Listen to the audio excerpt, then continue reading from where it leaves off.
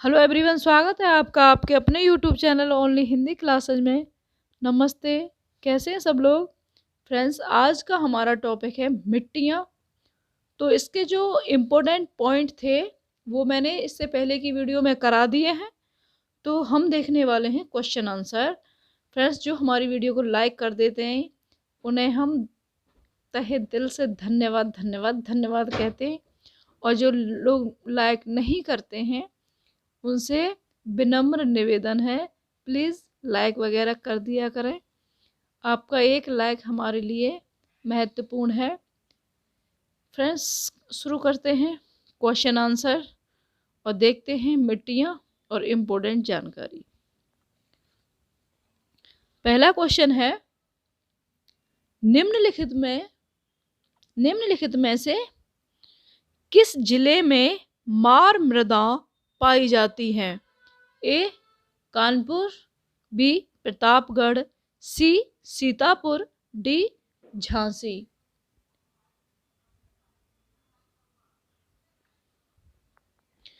Friends, इसका सही answer हो जाएगा झांसी, डी। झांसी आंसर इसका सही हो जाएगा। अब देखते हैं इसकी व्याख्या। बुंदेलखंड क्षेत्र में पाई जाने वाली मिट्टियों को दो व्यापक श्रेणी में बांटा जा सकता है। एक काली मिट्टी और दूसरी लाल मिट्टी। काली मिट्टी के भी दो भाग होते हैं, जिनमें पहले भाग को कावड़ मिट्टी तथा दूसरे भाग को मार मिट्टी कहते हैं। कावड़ मिट्टी अनाज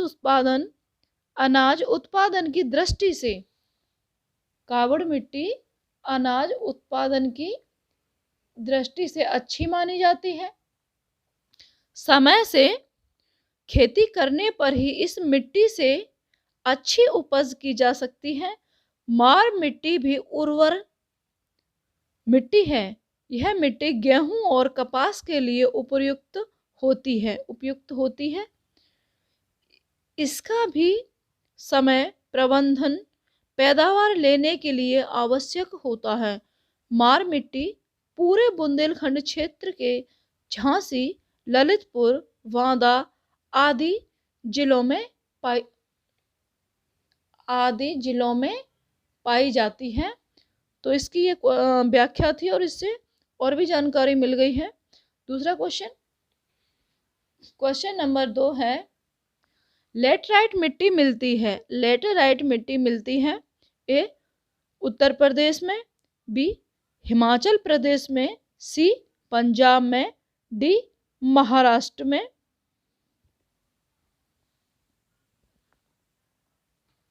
इसका सही आंसर हो जाएगा डी महाराष्ट्र में। और इससे संबंधित इस क्वेश्चन की जानकारी देखते हैं। उष्णकटिबंधीय भारी वर्षा के कारण होने वाली तीव्र विक्षालन क्रिया के परिणाम स्वरूप लेटराइट मिट्टी का निर्माण हुआ है।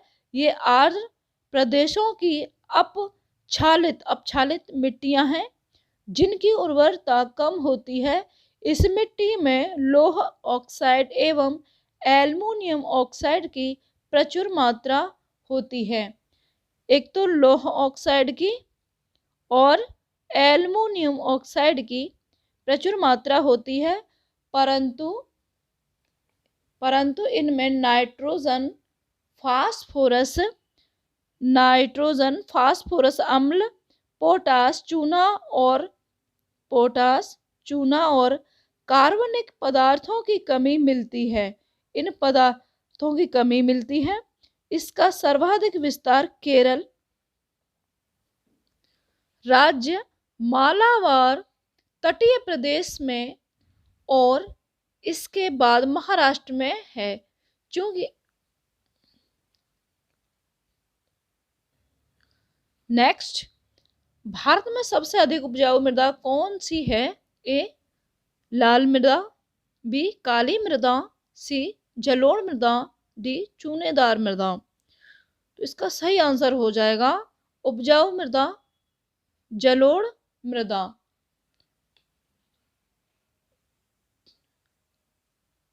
ये इसकी व्याख्या है। जलोढ़ मृदा भारत की सबसे अधिक उपजाऊ मृदा है। इसमें नाइट्रोजन की मात्रा कम होती है। जलोढ़ मृदाएं मूलतः हिमालय के निक्षेपों से बनी हैं। हिमालय के निक्षेपों से बनी हैं। नेक्स्ट क्वेश्चन है, काली कपास मिट्टी निम्न में से किस नाम से जानी जाती है? ए भांगर, बी खादर, सी भूर, डी रेगूर। इसका सही आंसर है डी रेगूर। और देखते हैं इस क्वेश्चन से संबंधित व्याख्या।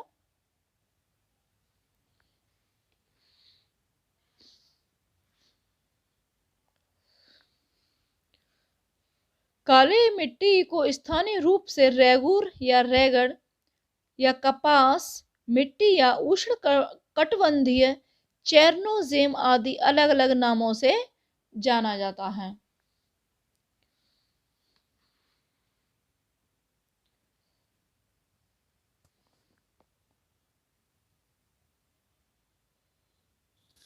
क्वेश्चन नंबर 5, सूची फर्स्ट को सूची सेकंड से सुमेलित कीजिए तथा नीचे दिए गए कूट का प्रयोग करके सही उत्तर का चयन कीजिए। सूची फर्स्ट है, सूची सेकंड है। इधर मिट्टियां हैं, इधर राज्य हैं। जलोढ़ राजस्थान, काली उत्तर प्रदेश, लाल महाराष्ट्र, मरुस्थलीय आंध्र प्रदेश। तो इसका हो जाएगा, अब ये तो पता है हमारे उत्तर प्रदेश में पाई जाती है जलोढ़।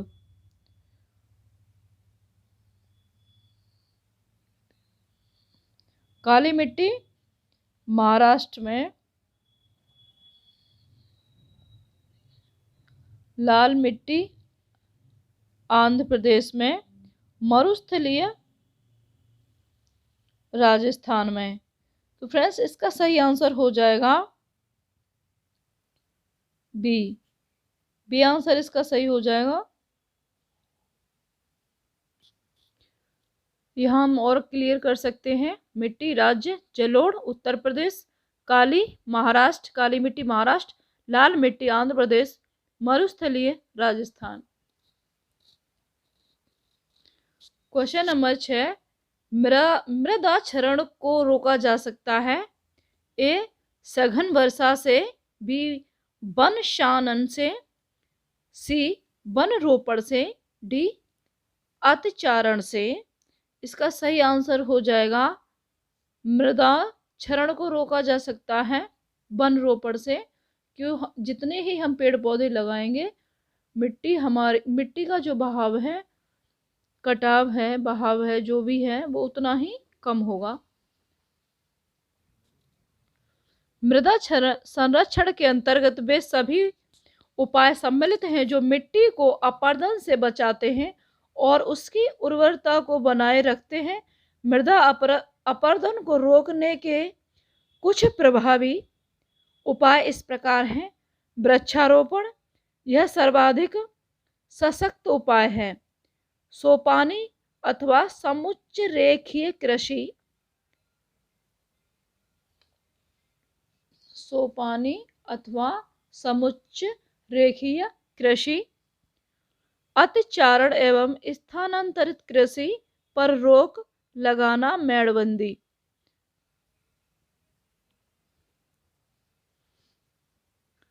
नेक्स्ट क्वेश्चन है, विभिन्न प्रकार की मिट्टियों की जल धारण क्षमता का घटता हुआ क्रम है। घटता हुआ क्रम पूछा है, तो इसमें मृत्तिका गाद बालू, मृत्तिका बालू गाद, बालू गाद मृत्तिका, गाद बालू मृत्तिका। तो इसका सही आंसर हो जाएगा ए मृत्तिका, गाद और फिर बालू। कथन कारण से क्वेश्चन है, कथनों पर विचार कीजिए। कथन ए है, मिट्टी की प्रजातियों में से मृत्तिका अधिकतम जल धारण कर सकती है। आर है, मृत्तिका में रंध्रांकाश बड़े आकार के पाए जाते हैं।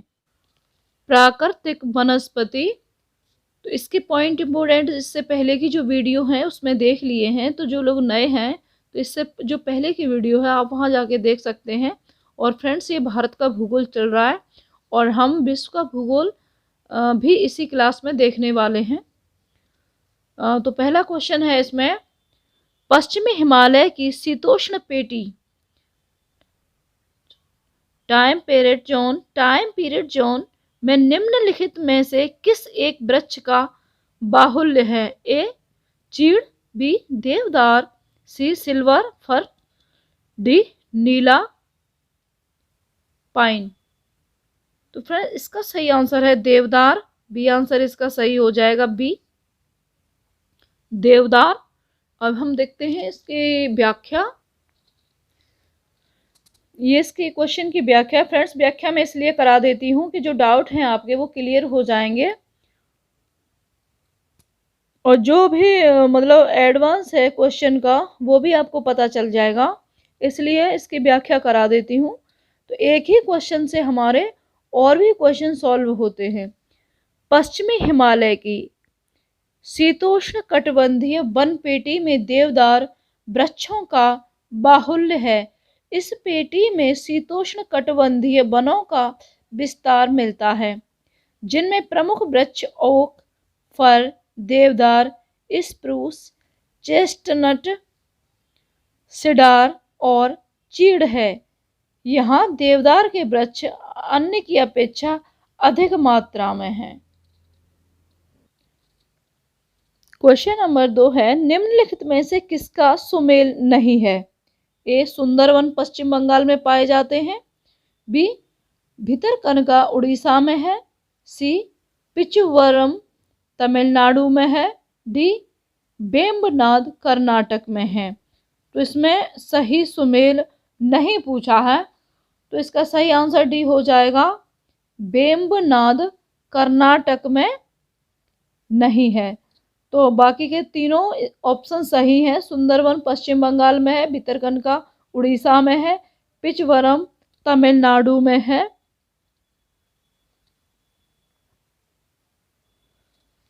वेम्बनाड केरल में है।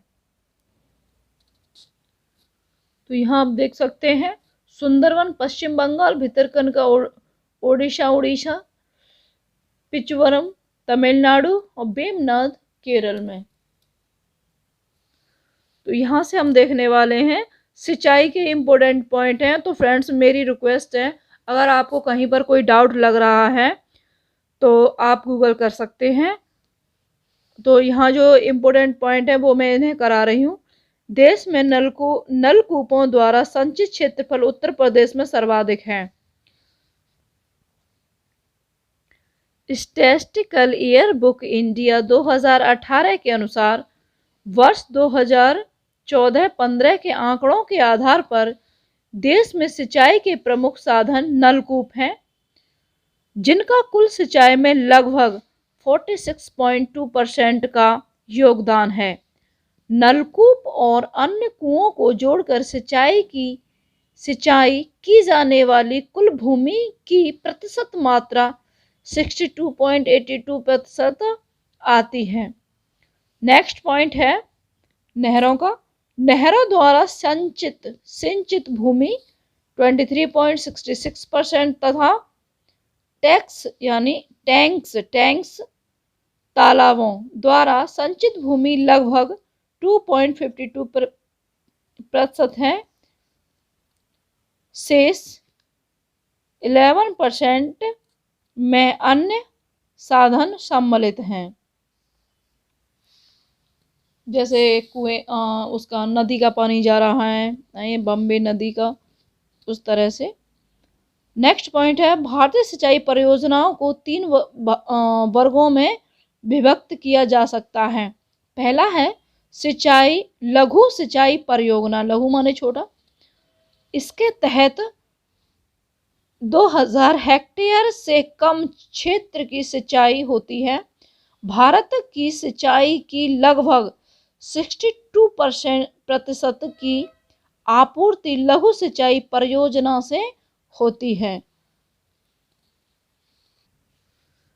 अगला पॉइंट है 2, मध्यम सिंचाई परियोजना, इसके तहत 2000 से 10,000 हेक्टेयर तक के क्षेत्र की सिंचाई की जाती है। नेक्स्ट, बृहद सिंचाई परियोजना, इसके तहत 10,000 हेक्टेयर से अधिक क्षेत्रों की सिंचाई होती है। बड़ी एवं मध्यम परियोजनाओं से देश की 38% सिंचाई आवश्यकता पूरी होती है। नेक्स्ट पॉइंट है, विश्व की सबसे पुरानी एवं विकसित नहर व्यवस्था गंगा नहर है। नेक्स्ट, यह नहर सतलुज नदी से फिरोजपुर के निकट हुसैनीवाला से निकलती है। सतलुज हुसैनीवाला से निकलती है। नेक्स्ट, उत्तर प्रदेश की सर्वाधिक लंबी नहर शारदा। उत्तर प्रदेश की सर्वाधिक लंबी नहर है कौन सी? शारदा नहर है। इसका उद्गम स्थल वनवासा, उत्तर प्रदेश नेपाल सीमा पर स्थित है। नेक्स्ट, इस नहर तंत्र की कुल लंबाई जल शाखाओं की लंबाई रजवाहों एवं अल्पिकाओं की लंबाई सहित 9,961.3 किलोमीटर है।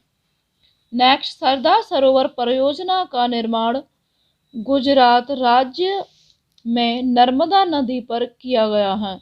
सरदार सरोवर। नेक्स्ट, भाखड़ा नांगल बहुउद्देशीय परियोजना पंजाब, हरियाणा और राजस्थान राज्यों का संयुक्त उपक्रम है। नेक्स्ट, हीराकुंड बांध परियोजना उड़ीसा राज्य में महानदी पर अवस्थित है। नेक्स्ट, चंबल नदी पर निर्मित चंबल परियोजना राजस्थान एवं मध्य प्रदेश की संयुक्त परियोजना है। नेक्स्ट, चंबल परियोजना के अंतर्गत 3 महत्वपूर्ण बांध गांधी सागर बांध मध्य प्रदेश, राणा प्रताप सागर बांध एवं जवाहर सागर बांध राजस्थान निर्मित किए गए हैं। नेक्स्ट है, दामोदर घाटी निगम की स्थापना 1948 में हुई थी। नेक्स्ट, तुलबुल नौवहन परियोजना जम्मू एंड कश्मीर में झेलम नदी पर निर्मित है। नेक्स्ट, बहुउद्देशीय नदी घाटी परियोजनाओं को आधुनिक भारत के मंदिर जवाहरलाल नेहरू ने कहा है। आधुनिक भारत के मंदिर नहीं होगा, मंत्री जवाहरलाल नेहरू ने कहा है। नेक्स्ट, टेहरी बांध उत्तराखंड में भागीरथी नदी पर निर्मित है। नेक्स्ट, अति विवादित बमली प्रोजेक्ट महाराष्ट्र राज्य में है। नेक्स्ट, रानी लक्ष्मीबाई बांध बेतवा नदी पर अवस्थित है। नेक्स्ट, उत्तर प्रदेश का पारीछा बांध बेतवा नदी पर अवस्थित है। तो फ्रेंड्स, ये तो थे इम्पोर्टेंट पॉइंट सिंचाई के, और इसके बाद भारतीय कृषि के इम्पोर्टेंट पॉइंट देखने वाले हैं। तो फ्रेंड्स, हम देखते हैं इसके क्वेश्चन आंसर इम्पोर्टेंट पॉइंट अगली वीडियो में देखे जाएंगे। तो इसके क्वेश्चन आंसर करा देते हैं। पहला क्वेश्चन है, जीवन रक्षक अथवा बचाव सिंचाई इंगित करती है? ए, लगातार पानी का बहाव। बी, क्रांतिक समृद्धि अवस्था पर सिंचाई। सी, पीडब्ल्यूपी सिंचाई। डी, गीला करना फिर सुखाना। तो फ्रेंड्स, इसका सही आंसर हो जाएगा सी, पीडब्ल्यूपी सिंचाई। पीडब्ल्यूपी तो यहाँ देखते हैं, परमानेंट विल्टिंग पॉइंट, पीडब्ल्यूपी ये इसकी फुल फॉर्म है। सिंचाई जीवन रक्षक अथवा बचाव सिंचाई को इंगित करती है। परमानेंट विल्टिंग पॉइंट मिट्टी में पानी की न्यूनतम मात्रा को इंगित करता है, जिसके अभाव में पौधे मुरझाने लगते हैं। ऐसी स्थिति में सिंचाई अति आवश्यक हो जाती है। नेक्स्ट क्वेश्चन, हर के बैराज इंदिरा गांधी नहर का प्रमुख जल स्रोत निम्न में से किन नदियों के संगम पर है? ए रावी और ब्यास, बी झेलम और चिनाब, सी चिनाब और सतलज, डी ब्यास और सतलज। तो इसका सही आंसर डी हो जाएगा, ब्यास और सतलज। इंदिरा गांधी नहर का उद्गम हर के बैराज के निकट से ब्यास एवं सतलज नदी के संगम से होता है। मुख्य नहर की लंबाई 649 किलोमीटर है। इस नहर से पश्चिम राजस्थान के गंगानगर, बीकानेर, जोधपुर और जैसलमेर जिलों की मुख्य रूप से सिंचाई की जाती है। क्वेश्चन नंबर 3, निम्नलिखित नदी परियोजनाओं में से कौन ब्यास नदी के पौंग बांध के जल का उपयोग करती है? ए इंदिरा गांधी नहर परियोजना, बी पोचमपाद परियोजना, सी मयूराक्षी परियोजना, डी नागार्जुन सागर परियोजना। इसका सही आंसर हो जाएगा ए इंदिरा गांधी नहर परियोजना। ब्यास परियोजना पंजाब, हरियाणा एवं राजस्थान राज्यों की सम्मिलित परियोजना है। इसके अंतर्गत इंदिरा गांधी नहर में शीत ऋतु में नियमित जलापूर्ति बनाए रखने के लिए ब्यास नदी पर पौंग बांध महाराणा प्रताप सागर बनाया गया है। पौंग बांध, इसका नाम है महाराणा प्रताप सागर। नेक्स्ट क्वेश्चन, शारदा सहायक समादेश विकास परियोजना के मुख्य लक्ष्य निम्नलिखित में से क्या है? लक्ष्यों के नीचे दिए गए कूट से सही उत्तर चुनिए। पहला है कृषि उत्पादन बढ़ावा, सेकंड बहुफसली खेती द्वारा भूमि उपयोग के प्रारूप को बदलना, थर्ड है भू प्रबंधन का सुधार। इसके कूट हैं ऑप्शन ए केवल 1, बी केवल फर्स्ट तथा सेकंड, सी केवल सेकंड तथा थर्ड, डी सभी। तो इसका सही आंसर डी हो जाएगा, ऑप्शन डी। इसके तीनों सही हो जाएंगे। और देखते हैं इसकी व्याख्या। कृषि उत्पादन बढ़ावा, बहुफसली खेती द्वारा भूमि उपयोग के प्रारूप को बदलना, नेक्स्ट थर्ड है भू प्रबंधन का सुधार। उत्तर प्रदेश की मुख्य बृहद एवं मध्यम सिंचाई परियोजनाओं तथा नहर प्रणालियों से सृजित सिंचन क्षमता का वैज्ञानिक ढंग से शीघ्रातिशीघ्र एवं अधिकतम उपयोग करके बहु फसल खेती और भू प्रबंधन के सुधार के माध्यम से कृषि उत्पादन एवं उत्पादकता में वृद्धि करके क्षेत्र का समन्वित विकास करने के उद्देश्य से 3 समादेश क्षेत्र विकसित परियोजनाएं। पहली है शारदा सहायक, दूसरी है रामगंगा एवं तीसरी गंडक का सृजन वर्ष 1973 से 74 में किया गया था।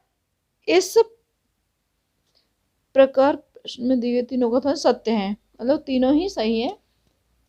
नेक्स्ट क्वेश्चन है, हरियाली एक नई योजना है। ए द्वितीय हरित क्रांति लाने के लिए, बी बंजर भूमि के विकास के लिए, सी मरुस्थल के वनीकरण के लिए, डी गोचर भूमि के विकास के लिए। तो इसका सही आंसर हो जाएगा बी, हरियाली एक नई योजना है बंजर भूमि के विकास के लिए। तो फ्रेंड्स, यहाँ से शुरू होता है विश्व का भूगोल, और कुछ इम्पोर्टेंट पॉइंट और क्वेश्चन आंसर इससे पहले की वीडियो में करा दिए थे। तो उसी क्रम में आगे चलते हुए हम देखते हैं इम्पोर्टेंट पॉइंट और क्वेश्चनों को देखते हैं। पृथ्वी, इससे पहला क्वेश्चन है, निम्नलिखित में से कौन सा एक ग्लोब पर बृहत वृत्त नहीं है? ए विषुवत रेखा, बी मुख्य देशांतर रेखा, सी 60 डिग्री पूर्व देशांतर रेखा, डी 60 डिग्री उत्तर अक्षांश रेखा।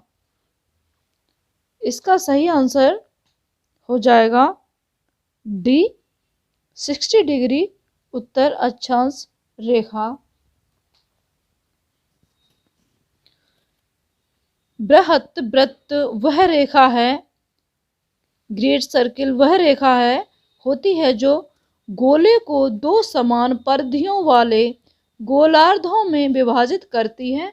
पृथ्वी पर सभी देशांतरों मेरिडियंस के साथ विषुवत रेखा इक्वेटर भी बृहत वृत्त है। विषुवत रेखा के अतिरिक्त कोई भी अक्षांश वृत्त बृहत वृत्त नहीं है, क्योंकि वे विषुवत रेखा की अपेक्षा छोटे होते हैं।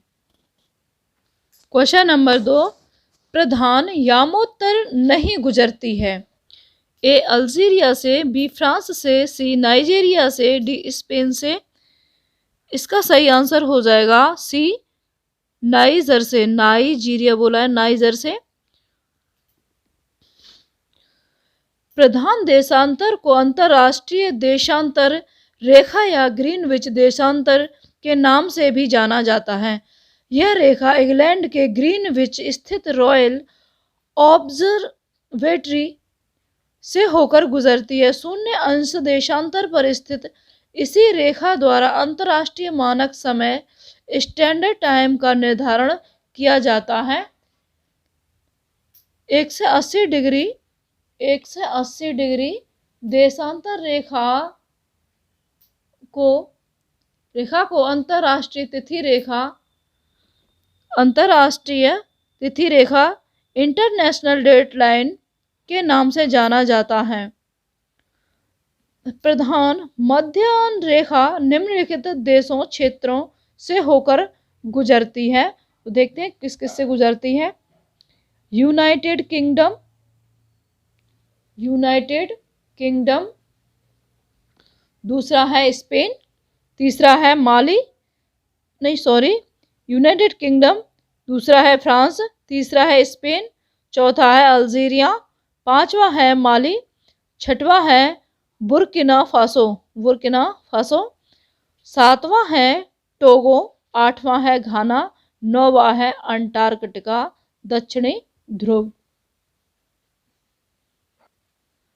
नेक्स्ट क्वेश्चन, पृथ्वी की आयु निर्धारित करने में निम्नलिखित में से कौन सी विधि का प्रयोग करते हैं। ए कार्बन डेटिंग जीवाश्मों की आयु, बी जर्मेनियम डेटिंग, सी यूरेनियम डेटिंग, डी उपयुक्त सभी। तो इसका सही आंसर है सी यूरेनियम डेटिंग। पृथ्वी की आयु ज्ञात करने के लिए यूरेनियम डेटिंग विधि का प्रयोग करते हैं। कुछ इंपोर्टेंट पॉइंट इससे पहले की वीडियो में करा दिए थे और कुछ पृथ्वी से संबंधित और भी हैं। कुछ इंपोर्टेंट पॉइंट देखते हैं। पृथ्वी सूर्य से निकटतम दूरी पर 4 जनवरी को होती है। इस स्थिति को पेरिहीलियम उपसौर कहते हैं। नेक्स्ट, 4 जुलाई को पृथ्वी सूर्य से सर्वाधिक दूरी पर होती है। इस स्थिति को अपहीलियम यानी अपसौर कहते हैं। पृथ्वी से चंद्रमा की न्यूनतम दूरी पेरिजी 3,63,300 किलोमीटर है, जबकि अधिकतम दूरी एप्रोजी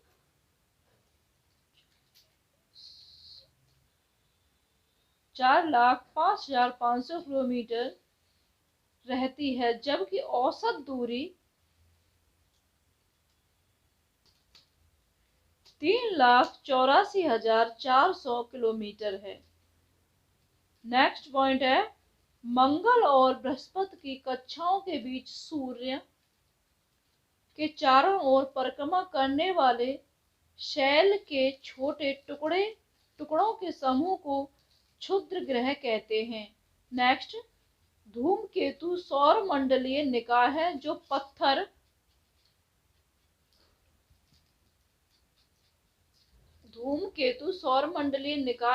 पत्थर, धूल, बर्फ और गैस के बने हुए छोटे छोटे।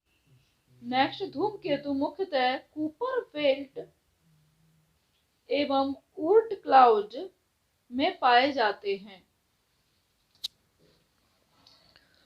पृथ्वी पर सभी देशांतरों मेरिडियंस के अतिरिक्त विषुवत रेखा इक्वेटर में भी बृहत वृत्त है।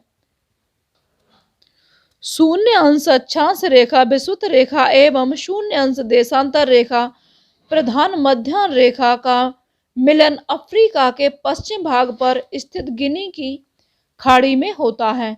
नेक्स्ट है गिनी की खाड़ी अटलांटिक महासागर अंध महासागर में स्थित है। नेक्स्ट पूर्वी गोलार्ध का समय आगे तथा पश्चिमी गोलार्ध का समय पीछे रहता है। नेक्स्ट सामान्यतः 1 डिग्री देशांतर पर 4 मिनट का अंतर होता है। नेक्स्ट विषुवत रेखा इक्वेटर लाइन कुल 13 देशों से होकर गुजरती है। इनका विवरण इस प्रकार है। पहला है साओ टोम और प्रिंसिप 2 गैबन, तीसरा है कांगो गणराज्य, चौथा है कांगो लोकतांत्रिक गणराज्य, 5वां युगांडा, 6 केन्या, 7 सोमालिया, 8 मालदीव, 9वां है इंडोनेशिया, 10 किरिबाती, 11 है एक्वेडोर, 12 है कोलंबिया, 13 है ब्राजील। नेक्स्ट भूमध्य रेखा, कर्क रेखा तथा मकर रेखा तीनों अफ्रीका महाद्वीपों से गुजरती है। नेक्स्ट दक्षिण अमेरिका महाद्वीप से भूमध्य तथा मकर रेखा गुजरती है। नेक्स्ट पॉइंट है कर्क रेखा ट्रॉपिक ऑफ द कैंसर विश्व के जिन देशों क्षेत्रों से होकर गुजरती है वे इस प्रकार हैं: हवाई द्वीप, संयुक्त राज्य अमेरिका, मैक्सिको, बहामास, माली, मॉरितानिया, नाइजर, अल्जीरिया, वेस्टर्न सहारा, लीबिया, सऊदी अरब, मिस्र, संयुक्त अरब अमीरात, यूएई कहते हैं इसको, संयुक्त अरब अमीरात को, भारत, बांग्लादेश, म्यांमार, चीन, ताइवान, ओमान। नेक्स्ट यह चार्ट के सुदूर उत्तरी सीमा को स्पर्श करते हुए गुजरती है। मकर रेखा ट्रॉपिक ऑफ द कैप्रिकॉर्न इन देशों क्षेत्रों से होकर गुजरती है: Brazil, Australia, Paraguay, Madagascar, Argentina, Mozambique, Chile, दक्षिण अफ्रीका, फ्रेंच पॉलिनेशिया, फ्रांस कोष्टक में टोंगा, बोत्सवाना एवं नामीबिया। नेक्स्ट पॉइंट है 20 से 21 मार्च को वसंत विषुवत एक्विनॉक्स के समय तथा 22-23 सितंबर को शरद विषुवत के समय रात दिन बराबर होते हैं।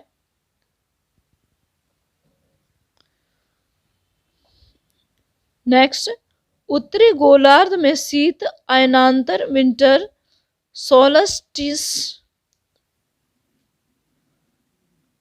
सोलस्टिक्स अर्थात 21-22 दिसंबर को वर्ष का सबसे छोटा दिन होता है। नेक्स्ट इसके विपरीत ग्रीष्म अयनांत सुमेर सोलस्टिक्स के समय उत्तरी गोलार्ध में 20-21 जून को वर्ष का सबसे लंबा दिन होता है। नेक्स्ट 20-21 जून को दक्षिणी गोलार्ध में सबसे छोटा दिन तथा 21-22 दिसंबर को सबसे बड़ा दिन होता है। नेक्स्ट एंड लास्ट पॉइंट है इसका 21 जून को उत्तरी गोलार्ध में दोपहर को आपकी छाया सबसे छोटी होती है। फ्रेंड इसके बाद क्वेश्चन आंसर इससे अगली वीडियो में कराएंगे और उसमें होगा फिर स्थल मंडल और उसके क्वेश्चन आंसर।